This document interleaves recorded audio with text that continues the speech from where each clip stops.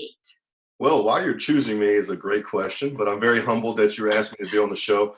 I think I had a lot of success right out of the gate and continued success now. And hopefully today we'll dive into some of those reasons why, so we have more people in our profession serving bigger and helping more people in our communities. I think that, being a doctor of chiropractic, sometimes we don't play big enough, we don't think big enough, we don't dream big enough. And hopefully after today, some people get inspired to do a little more. Yeah, I agree. I agree. And so, one of the things I met Dr. Eddie before he was Dr. Eddie, meaning while he was still a student at Life University. And Eddie had one plan or path of where you were saying you wanted to go, and Mhm. then some really interesting opportunities presented. And so you took a different path. But tell the listeners a little bit. It's not so much where you practice; it's the willingness to change even from where you thought you were going to go. So tell the listeners a little bit about that. Well, it's funny because we do vision boards, and I'm sure a lot of listeners do. I'm sure you have or still do at some point. And that vision board morphs, right? Because we have this vision over here, and it's big plans and big goals and big dreams, and how we're going to get there is kind of the action steps we do after the vision, right? But as things start opening up, everything falls into place like it's supposed to. I'm a big believer in that. And so we were going to go to Nashville. We were going to open in Tennessee. We love Tennessee. And then coming back home to her, we interned with her parents for 3 months up at Stucky Chiropractic, a really big clinic. Her grandfather was Dr. Stucky, which a lot of the listeners probably have heard that name before. And being around here and seeing that, just that energy and that legacy. And then we had the opportunity to step in after her father retired and kind of make it our own and start to do what we wanted to do with it and just expand. And as that opportunity came, because her dad and I told her dad, I was like, we're leaving in 3 months. We're out of here. No questions asked. We sat down for dinner and kind of laid out the pros and cons because I do it for every decision. And I still have the sheet actually in my desk right here. And we went through those, and the pros outweighed the cons of what we wanted to create and where we wanted to go. And this is where we are, and we love it. And I think it's interesting for the listeners. I am so fortunate. I know Dr. Eddie and his wife, Dr. Elise, and their family and the chiropractic legacy that Eddie's talking about. But what ends up happening is I don't think a lot of times the pro isn't, oh, well, I'm just automatically going to step in and be accepted. Like you still needed to take some action steps. Yeah, So that's really what I want people to understand is, if you think you're going over here and we're building that, but this amazing opportunity comes and it doesn't take a lot of time to pivot yeah, when you have the right mindset and the right actions. yeah. So I would love, my background as a coach, Eddie, is I like people to understand what they can do. So can you share a few of the specific actions you took Sure. to get such a fast start? Because nothing was handed to you. No. So a new opportunity presented, but you, based on some solid principles that I know, but I want the audience to Yeah. hear, you basically have created very quick success for yourself. It's So funny tell because people about that. when we got here, it was the thing was you're not on a walk-in list, so we don't get a call in if you're just starting out in this practice because it's so large. So I literally had to go embrace the community. I'm out every day planting my flag, speaking to people, just letting people know who I am, what I'm about, and why I'm here, and not selling them anything or trying to get them to come in like, hey, come see me for chiropractic care. Just being a genuinely concerned person, talking to Mhm. them about their problems, talking to them about their issues, figuring out where they want to be better in life. And as you start to get to these people, they are just naturally going to be drawn to you. That law of attraction is real. So when you resonate at a higher level and people are understand, you can tell right now I'm getting passionate talking about it, is they're drawn to you. And then you have not only influence over them, but their families and their friends. And they send everybody in because you treat them for the right reasons. So I think the first thing I did was get out. My wife and I, we just got married. We moved up here.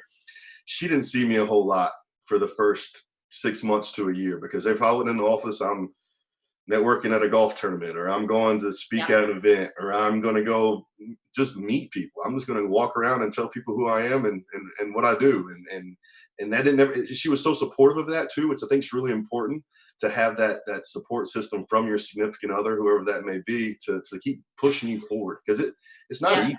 It's not easy. You get kicked around and you get knocked down and man, can I really do this? And why am I putting all this time in? And then finally, all those seeds get planted and those plants Yes. start to grow and you start to reap the reward of service. And then Well, and it's really interesting you bring this up because I think, let's face it, I love social media. I tease all the time. I still go back into Life University and I say, I wish I was in practice at this point because I love the educational part of it. But sure. the illusion continues to be that, well, we can do all of that or we can get all that word out or do ads versus that knock on doors, shake hands. Right now, I get that you might not be shaking hands, but there's amazing eye contact for people even through the coronavirus, and so a lot of it, why do you think that willingness and Elisa's support and other people, mentors, you've had great mentors and coaches Absolutely. along the way, and why is it still important even in the social media world to get out and network? And it's funny right here. So I didn't even have social media until 2 years ago, and we've been practicing 5 now. So I Hmm. didn't use that at all, right? And I think people have to know, like, and trust you. And yes, you can do that through social proof on social media, and you can drive patients in. But there's no better patient, and just like anybody listening knows, is somebody you've already met, and you've already had that initial contact conversation with. And when they come in and they sit in your chair, and then you start discussing why are they here, it makes that conversation so much smoother to get them under care and wellness based or whatever. I don't know. Hopefully, most people are wellness based chiropractors listening to this, but if not, as long as you're seeing people and helping the spine get clear of nervous Yeah. system, that's all that matters. But just I think that initial contact of knowing, like, and trusting people makes it that much easier to draw people to you Yeah, as and opposed I to agree. That works for all styles of practice. This yeah, isn't about there's a right way and a wrong way. It's how does this work for all styles? So number one, I really like that you've pointed. It's kind of that idea, the book Never Eat Alone. And ramp that up. Be very intentional about it, about meeting and connecting with everyone. I think one of the biggest things too that I failed to mention is when I got to town here, I didn't know anyone. I'm not from here. I'm from the South. This is the Midwest. It's a whole different culture. It's a whole different world. And I actually started a networking group because you just got to continually get uncomfortable, which growth comes through or uncomfort. So I started a networking group, and I didn't know anyone here. I started calling financial advisors and accountants and all these people like, hey, this is who I am. Can I take you to lunch? I got this vision for this group, and I'd love to start it with you. And then we built this group, and it was a monster group. We had a lot of people come in, and then meet some really good connections, which I still take care of almost all those people today. Their families, they always send people in still. We discontinued the group after everybody got so busy and we spread out other businesses. But it was a great starting point just to get that initial leverage. Yeah, that's a great problem to have that everyone gets so focused on building great lives and families and their businesses thrive, Mhm. and that's what we're talking about. Like these are action steps to thrive. So that doesn't mean there weren't certain days, I'll guess, that you still felt like it was work or you Yeah, had to strive, yeah. because again, I think, it's not, oh, well, it's got to be hard work. I think the word I like to use is very intentional, like making those choices and being willing to really give your all to it. Yeah, when you start a group or you start anything that you're going to do to try to build yourself and your business, you got to go all in on it. You can't Yeah. just do it today and expect to do it maybe once a month and it's going to work. It's not. You got to keep serving. It's like working out. You can't work out today and work out next Monday and think you're going to get in shape. It's not going to happen. Really? I'd So like that that would actually. be great if you can figure out how to do that. We'd have a line wrapped around the building. But just I think that initial setup of just being the president of a group, I'm just starting in a town, I have no idea who anybody was. I think that was scary enough, but I always tell my wife, I tell everybody that I coach too, is there's no strength without struggle. So that initial struggle was what builds that strength or builds that achievement muscle as you go forward, and you just become a goal slayer and you just start knocking them down. Yeah. So tell me then a little bit. So that's a lot of the action that you took. Yeah. Tell me a little bit about your mind, the mindset work you do. How do you, when there's something looming like, I've got to reach out, I'm going to be the president of some group that I'm making up, or for somebody listening, it might be that they just even go out and start to introduce themselves in the neighborhood, Yeah. or other people, it might be that they're changing the way that they practice. So what do you do for mindset? What are 2 or 3 strategies for that, Dr. Eddie? I got a lot of those. I think if we're going to narrow it down to 2 or 3, probably the most important ones are going to be for me because I do it every day and I've done it for years. Is getting up early and getting quiet, because we live in a very chaotic world, and we don't have a lot of quiet alone time to be with ourselves and our thoughts to make sure we mold our mind. So doing affirmations in the morning, building, because we all have negative thoughts throughout the day, all of us, no matter how good we are, right? But so doing those affirmations to counterbalance those negative thoughts, to put us on the path to success for not just today, but for life. I think gratitude journaling has been one of the biggest things I've ever done in my life personally, to see my mindset change for the positive. As my wife, when we first got together, we had a lot of great things going, but those three negatives I would focus on, and then it would become more negative, and it was crippling mentally.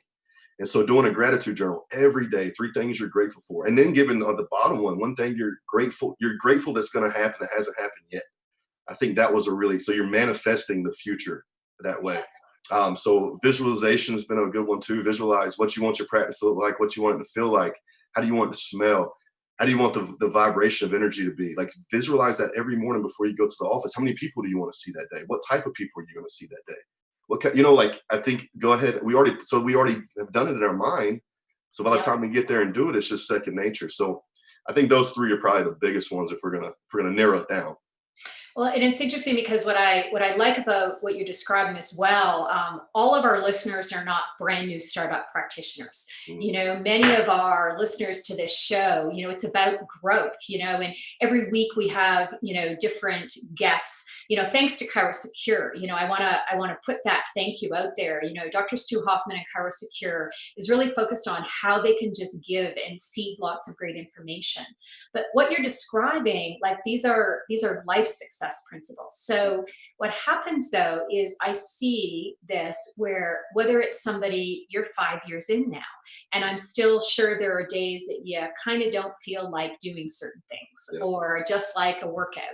I tease about that, but for a lot of practitioners, sometimes 5 and 10 years in is where they actually feel like they are having to almost strive more, or wait a minute, now something else is hit, like this crazy coronavirus right now. So I only talk about it because I'm really tired of talking and hearing about it. But because what happens is there is always going to be something that, if we're not careful, puts us a bit back into that fear mode, or we tighten up, or that unknown. So when those things hit, those tools you're describing, are helpful. But what do you do as soon as stress hits, like what every chiropractor is going through this right now? So what do? How do you, mindset wise and action wise, move into that thriving energy? Like that's a different vibration. Well, we all know that how the physical movement of the body is going to affect dopamine and serotonin, which are feel good transmitters in our bodies, right? So every day I work out in some form or fashion, because I have to keep my mind sharp. And that's one of the biggest ways I've found that I can do that for myself.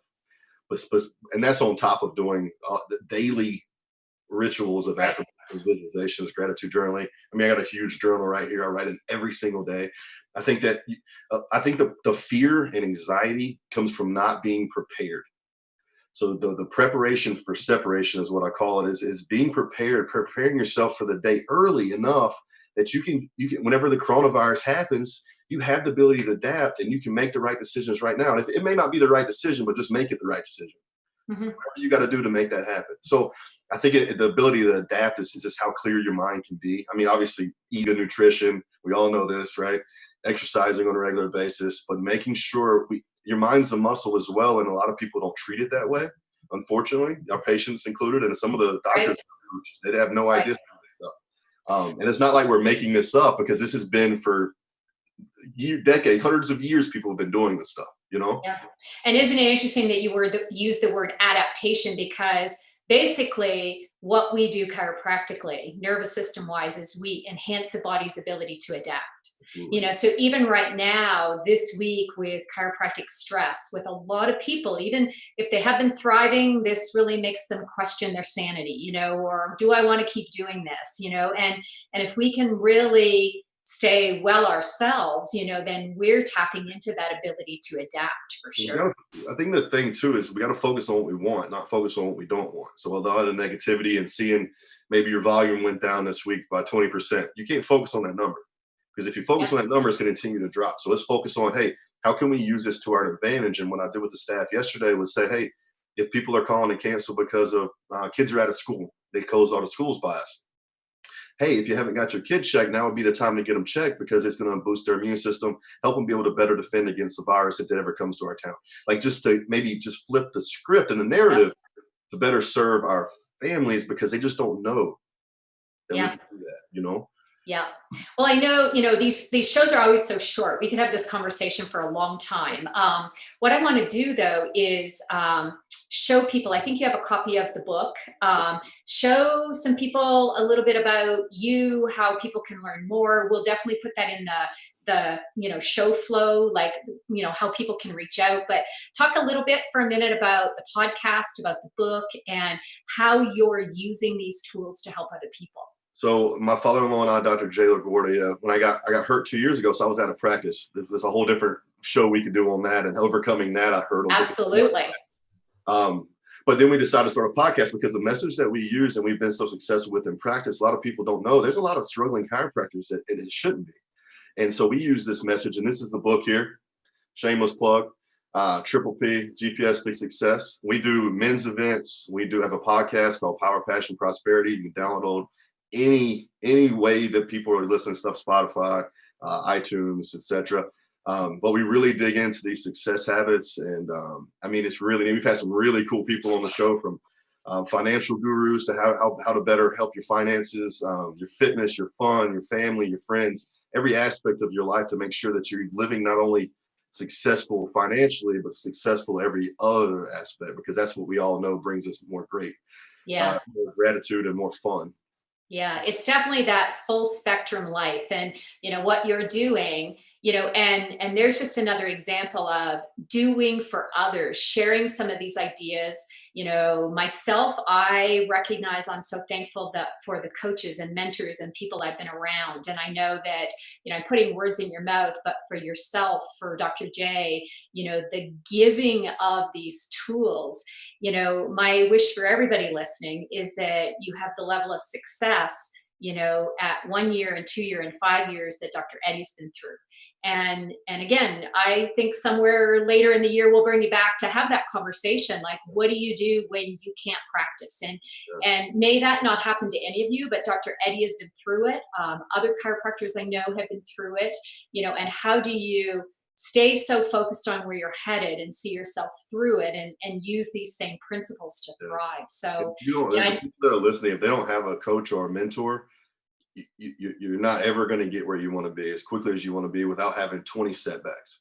So yeah, usually it's an ego or a pride issue is why people don't reach out for help. But everyone in the world needs help in whatever profession they're in to get there quicker and to do what they're. All of us have a purpose on this earth, and that you should be thriving. Everyone.